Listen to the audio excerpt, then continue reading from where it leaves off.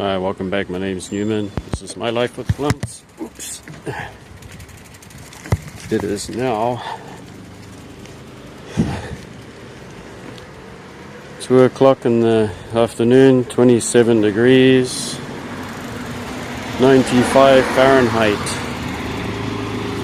So it is very humid. And we're just gonna look at some cacti that grow in the neighborhood. These ones get rained on and every kind of weather that comes at them. So these are cacti growing outdoors in Japan. It can be muggy and humid in the summer. The winters are dry with low humidity. So we're going to see. Of course, when we get there, I won't be able to talk because I might alert the people who live there. So we're just looking.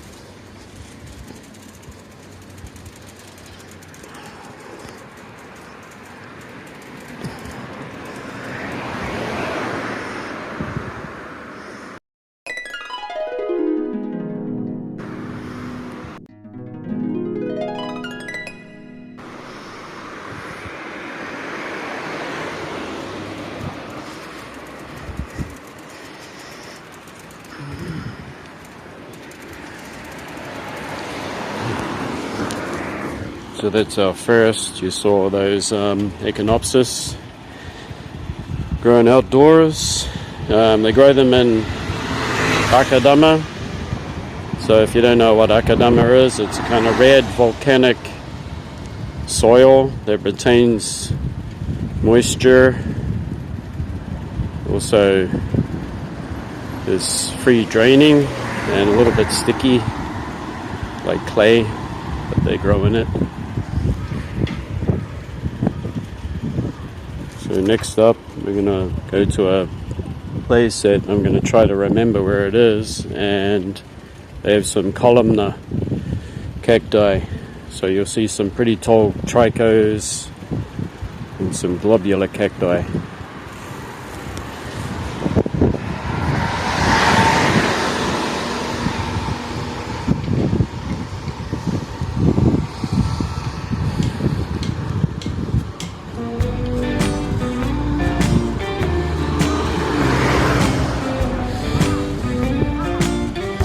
Luckily it's only 27 and it's not 35 degrees, so this is quite a lot cooler. Now, as I remember, it's down this road. This is just all from memory. I haven't been here for years.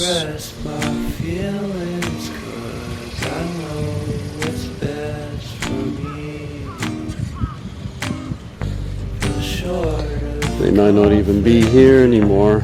We'll see though.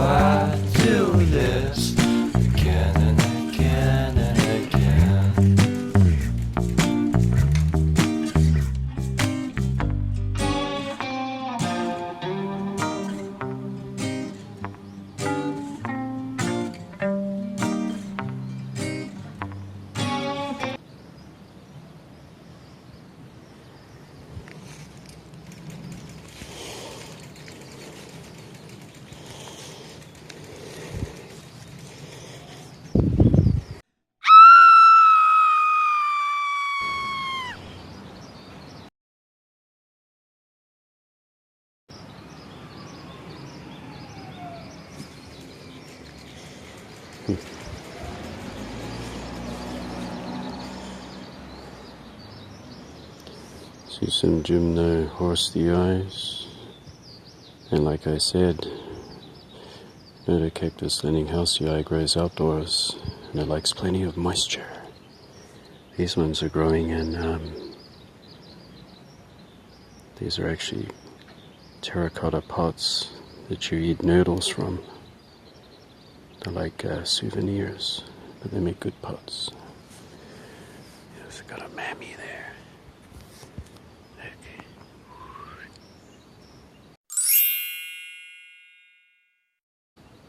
Couple of mammies.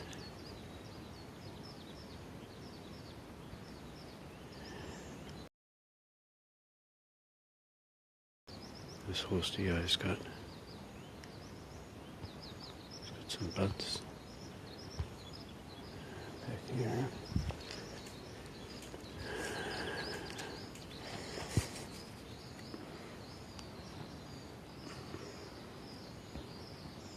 That is a giant Ferocactus, and it's a grusonii. Ooh, they are huge.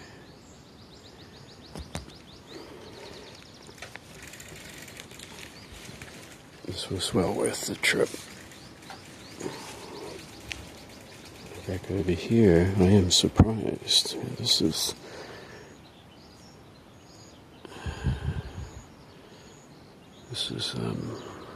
geometrizans.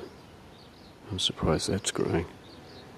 And I don't actually have this one, but it's a trichoceros and it's growing really well. No problem. It's really easy to grow by the looks. I hope you're enjoying this. Big surprise, huh? And let's just continue down here since I got some cacti. Oh my god, some of them are in flower. Jackpot.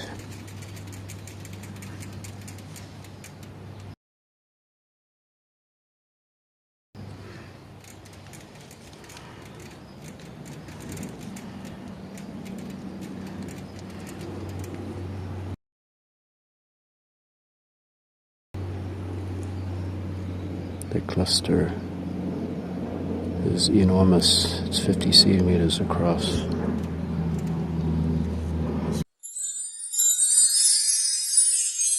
Flower. A white one. There's no leaf.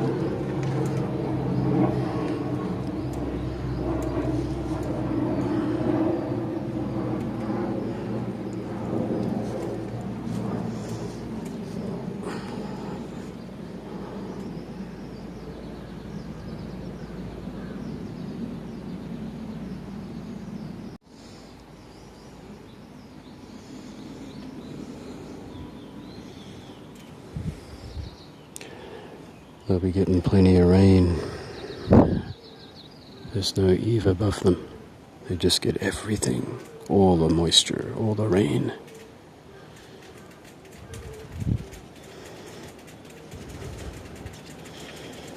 Goody goody. And I bet a lot of the neighbors get some too. Those are all Echinopsis.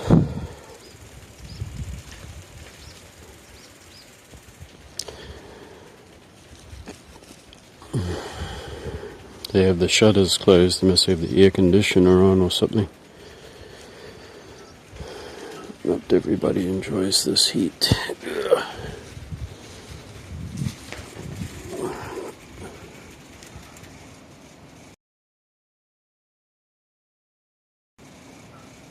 Peanut cactus.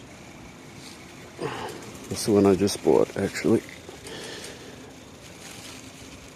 I just bought a peanut cactus for $3. Grow it outside.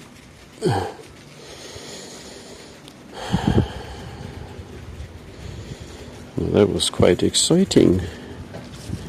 Even though that they're classified as dead easy to grow, it's just amazing to see cacti, and I was surprised. You got some gymnos there, horstii. Now that was a big surprise. Now I know that I can grow them in more direct terrain. And the mammies. Now I've sent I just have to bring this up, but there is a on-site encyclopedia, and they would like help all the time, and I sent them mail, and they turned down what I said about my Mammillarias, because they are native to parts of Oaxaca and southern Mexico, where it's very, very humid. And when at one point I didn't have much shelter, and they got rained on a lot, and I wrote in the email to them that they actually put up with humidity and they like it during the growing season, and they put on a lot of growth. But oh no, they didn't accept it. They sent me a mail back that no, they cannot take humidity, blah blah blah. Well, there you see it for your own eyes. And those plants haven't been out there a short time, because they were pretty old looking, and you can almost guarantee that you can see the Gymnocactus leninghausii. They had 5 plants of those, and I know that they grow outside perfectly well in high humidity with rain, as long as the medium is well draining and they're in terracotta pot. They do absolutely fine. In actual fact, they like it. It's normal for them where they come from. Gymnocalycium, however, that one was something new for me. But being horstii, it does come from a more shaded position as opposed to more direct sunlight. This is quite a shady area here. Oh my gosh. Very shady. I just better take note of where I'm going. I could get lost because I'm good at that stuff. But definitely, Mammillarias that come close to Oaxaca or around that area, it's very humid there, and they get sporadic rains, and it can be daily. But they dry out pretty quick too. So there you have it. It was really exciting. So glad to come out. I hope you guys are enjoying this and learning something about what cacti you can actually grow outside. And of course, those of you that... So a lot of my audience are from Britain. Lynn, hi Lynn, and Daz, and Ziggy.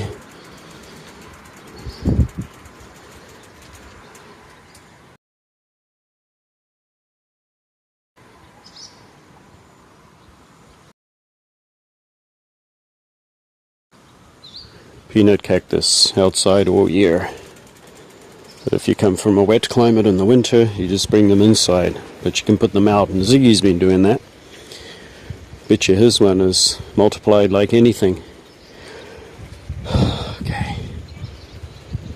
I better turn back because I could get pretty lost.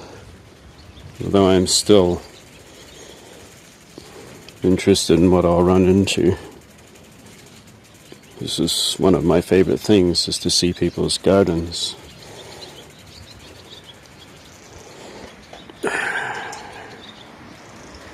Just past the graptopetalum. I heard somebody moving around, so I better keep going. I can hear them above me. I don't want to look like I'm a robber or thief or something. I know one time I took photos of a cactus, and lo and behold, when I went back there the next week, it was gone. It's like they hid the thing. They hid it away because they felt nervous. It's a shame. If I had a run into the owner, I would have talked with them and showed photos. so they just feel at ease, but you know, that does happen. It wasn't on purpose, it was just curiosity. It was just such a monster of an Echinocactus. Claviceps it was. It was, I could tell you in centimeters, it was probably 30 by 15 centimeters, so it was a little bit bigger than a rugby ball. A little bit bigger than that, or quite a bit bigger actually. And it was magnificent, solitary in a pot that was a quarter of the size of the plant, in the very moist Akadama. They don't use anything else, you just use Akadama. They don't even add sand or anything. And it was growing outside of a very old house. Very old. That's why some of these older houses are a perfect place to run into Echinopsis. That previous space that we saw with all those big specimens, that's just an exception to the rule. Usually it's the older houses that have them, but obviously we've got somebody that loves plants and collecting them.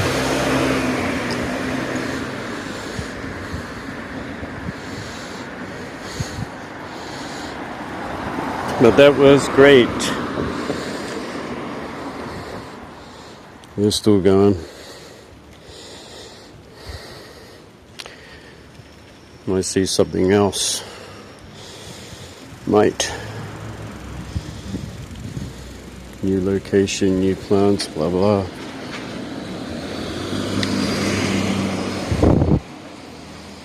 But I'm pretty satisfied with what I saw. Haven't been there for about at least 5 years, 4 to 5 years. It feels like about 4 to 5 years at least. So my kids are still younger and I could sit them on the seat and take them for a ride and stuff. They used to get annoyed at me because I would stop at the cacti, take photos before I'd drop them off, before I'd drop them at the park, let them have a play, and I would just sit and watch them, sometimes kick the ball around and stuff. Time flies pretty quick.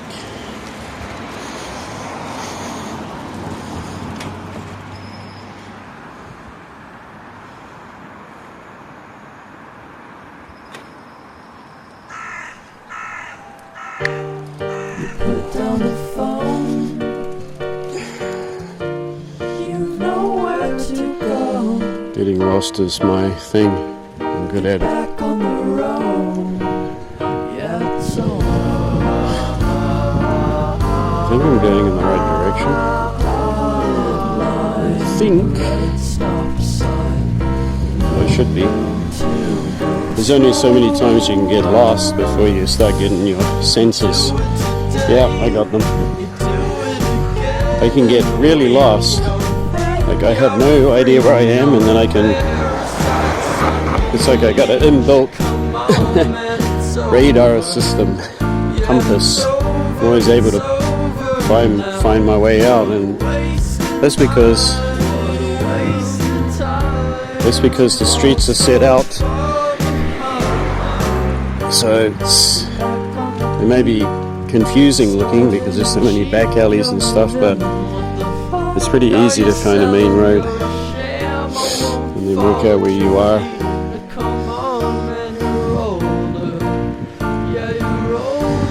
But in case you're wondering why the streets are quiet, this is because Japan is very etiquette about rules, society rules, being quiet, not bothering your neighbors. Even me talking on this phone is kind of a nuisance. keep your voice down. But you'll hear that kind of news all the time, but it's not always like that. You do get people having arguments in the street and fighting. It's just not that common, that's all.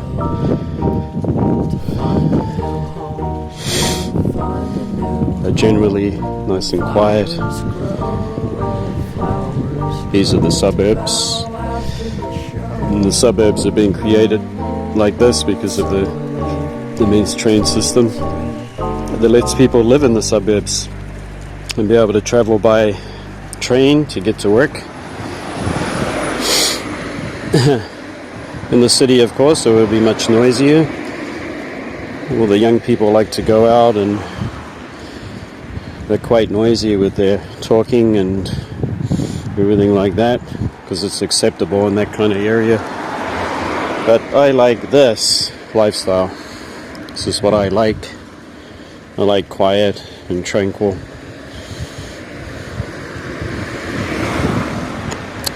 So here we have reached the main road, just where I turn so I can get home myself.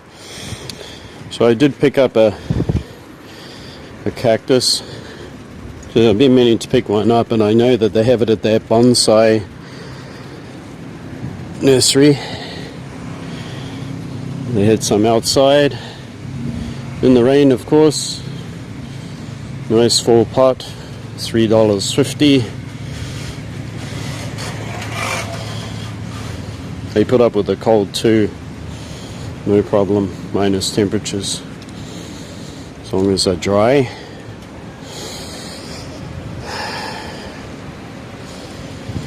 We'll just let you enjoy this ride here, which feels pretty good now.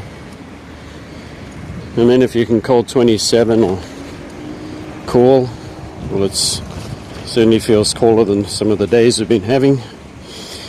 And if you do ride your bicycle and it's humid like this, it does feel cool. It's when you stop, it feels hotter. So once again, I'm really thrilled when I see different species of cacti growing outdoors like that. And how many rainy days have we had in June and July? So there's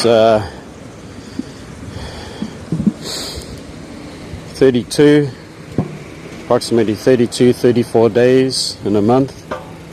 Out of those 34, a good half of them have been rainy days this month so far, a good half. In June, we had about 5 or 6 rainy days. And when it rains a heck of a lot. So that gives you a general idea of how much water they're getting. And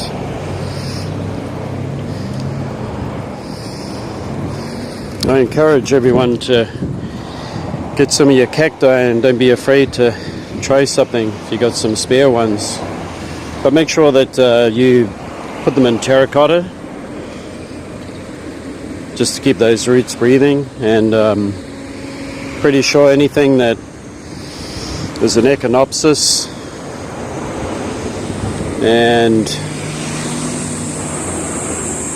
anything that's a Mammillaria that comes to the more humid states of Mexico is going to do pretty good outside with the extra water. Okay, so that about wraps it up. I hope you found that interesting, and I did. It was just a nice treat to be able to come out and actually see how much bigger those plants have gotten. Now, actual fact, I didn't expect to see the big grusonii, Echinocactus grusonii. I didn't expect to see that, and the huge Ferocactus there. I got a surprise to see that again. But around where the Echinopsis were, they had 2 potted ceroids, and one of them was a tricho. and you could see that garden. It had the geometrizans. Let me get that right, the name right. I better put it on the screen there. But I wasn't expecting to see that growing in a garden. I don't know how long it's been there, but the Trichoceros has definitely been there a long time, because I can see by the amount of stems and everything that's been growing out of it, and I would expect that because they like plenty of water during the growing season, and it'll be pretty free draining. Although if I did run into the owners, I'd have a good chit chat, but I don't want to go knocking on the door. I'll startle them. But if they were in the garden, I wouldn't hesitate 1 minute to ask questions. Anyway, that's it. We'll see you next time. Before I go, you can hear the drums of a festival going on. So just started up. I'm going to take it easy here. This old man here. Here we go. That's a shrine, one of those portable shrines, and somebody that does miming will stand up on it and wear a mask, and they actually mime out a play with actions, and all the actions actually have words to them if you can understand. And they cut that down the street. They actually picked a nice cool day for it. But that's a change. Remember one year there it was so hot you wouldn't believe it. They had this festival and it was, I'm not kidding you, that day was 38 or 39. And it was so close to 40. It was unbelievably hot. My neck felt like it was refrigerated, because your body is just working so hard to cool down. It's a weird sensation to be overheated. Not saying that nobody else has ever experienced it, but that particular year, that was just so excruciatingly hot. Oh my gosh. And I actually had heat stroke a little after that, but I had the decency to tell the parents-in-law that I got to bring the kids home now. That's enough. They carried a shrine from their school. They sweated like anything, and they had somebody walking around with a squirty gun of water, squirting it on the kids. But whew, it was hot. Okay. Why don't we just have a look at one more before we get going, huh? Here we go. Something very common. This is Ceres, and it's been all cut back. Oh, I know I know a lot of you are not a fan of snails. The snails are very rare. They are very rare. We've got one right here having a nibble. There's not enough of them. A lot of them are eaten or chewed up by moles, badgers, and you can see down here that you have a vast graveyard of snails. So there are masses of predators continuously eating them up. There's a mosquito. So they're not that common. They're not actually a pest here. You can see in amongst that vine, it's the Ceres Gymnocalycium, native to Brazil. And over here we have an Apuntia. Now, Ziggy. Let's identify this one. It's quite thin in the pads. It's got a massive trunk. This is what I was talking about. Shit, I'm in the way. I think I said shit, sorry. Well, it's better than the other word. I'm better at it these days. Oh my gosh.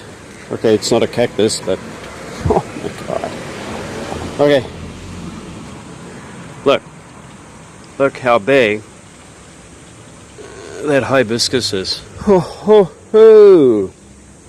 Oh my wowzers. Oh my gosh, wowzers. Look.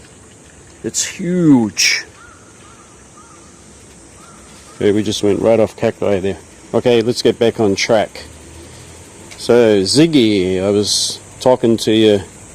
Well, I had a mail the other day that there was a Priscilla puntia. So snail again. And here's the trunk here. I'm going to put my hand up. I don't want to get pricked because it's got some almighty spines there, but you can see my hand there. This comparison, and then you have the pad. See that? Now that looks a lot like a Priscilla puntia. I might be wrong, it might be something else, but it looks similar. There's the trunk, and it just has this upright growth. It just shoots for the sky, but it's been lopped at the top. Lopped off it. I can't grow this at home, although it's very tempting because you've got all these pads that have dropped off it. Right? But this looks a lot like a Priscilla puntia. Let me know what you think. And one more thing about the snails. These snails are unique in Japan because they have a built-in, they have something that's built in their genetics for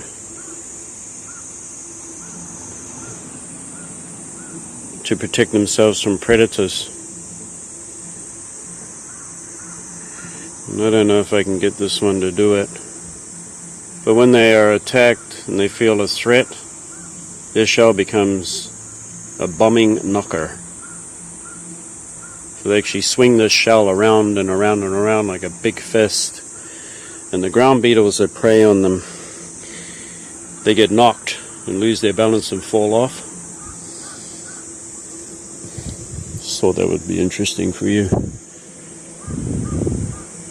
Yes, so that's a bigger puntia, and then you can see down here that, hey Mr. Snail, you might get eaten. Let me save you. You're only eating a shrubby thing here, which is no problem. And if we come over here, we can see the trunk on this Ceres Jamakaru. So Ceres Jamakaru gets its butt kicked some winters because you get temperatures that can go down -8, and if the frost hits it, they get frostbite. May lose a growing tip here and there, but that doesn't seem to bother them, and they just keep on going.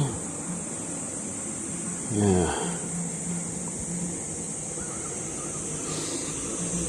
I hope you found that fun to look at. I would love to grow one of those puntias, but it's going to be a colossal thing. And as you can see where it's growing, it is left there to its own life. I don't want to say another word, but I've said it for so many years. I think it's left to its own demise, that's what I want to say. So good luck to it. It's growing up on that side of the building there, and it just gets cut back and grows again and again. And if it were in a garden where you had to weed around it, yeah, you'd have to wear protective clothing. But who cares, right? If you love something, go ahead, grow it. You just have to wear protective gear around your arms, so when you weed around it, you don't get. And probably iron gloves. Yeah, you need a pair of probably gloves that knights would wear, and the helmet and the shield. And you should wear the armor too, just in case you get stabbed in the chest. Okay, it might weigh a ton, but it will protect you from being stabbed. where you're trying to weed around the thing. I just want to let you look at these massive, ginormous boulders.